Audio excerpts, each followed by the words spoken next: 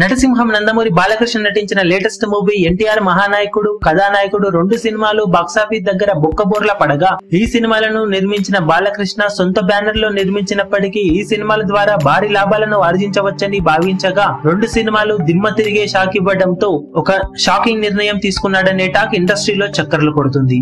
కొంతకాలం వరకు తన ఓన్ బ్యానర్ లో సినిమాలను నిర్మించకూడదని వేరే బ్యానర్లలోనే సినిమాలు చేయాలని షాకింగ్ నిర్ణయం తీసుకున్నాడట బాలయ్య. ఈ రెండు సినిమాలు భారీ సక్సెస్ ను సొంతం చేసుకుంటే ఇక మీదట చేసే సినిమాలన్నీ తన ఓన్ బ్యానర్ లోనే తెరకెక్కించాలని ముందుగా నిర్ణయం తీసుకున్నప్పటికీ ఎన్టీఆర్ బయోపిక్ లోని రెండు పాటలు అనుకున్న రేంజ్ అంచనాలను అందుకోవడంలో విఫలమవ్వడంతో ఈ నిర్ణయం తీసుకున్నాడట బాలకృష్ణ.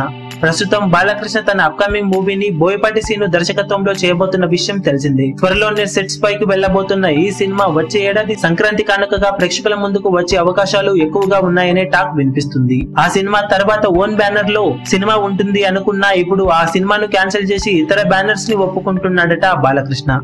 ఇక ఎన్టీఆర్ మహానాయకుడు సినిమా బాక్సాఫీస్ దగ్గర మొదటి వారంలోనే భారీ షాక్ ని ఇవ్వగా రెండో వారంలో ఏమాత్రం జోరు చూపెట్టలేకపోతున్న విషయం తెలిసిందే. ఓవరాల్ గా సినిమా బాక్సాఫీస్ దగ్గర 4 కోట్ల రేంజ్ కలెక్షన్లతో పరుగును ముగించే అవకాశం ఉందని చెప్పవచ్చు. ఈ వీడియో మీకు నచ్చినట్లయితే లైక్ చేయండి, షేర్ చేయండి, ఛానల్ ను సబ్స్క్రైబ్ చేయడం మర్చిపోకండి. ఏ చిన్న అప్డేట్ ను మిస్ అవ్వకూడదు అనుకుంటే బెల్ ఐకాన్ ని ప్రెస్ చేయండి.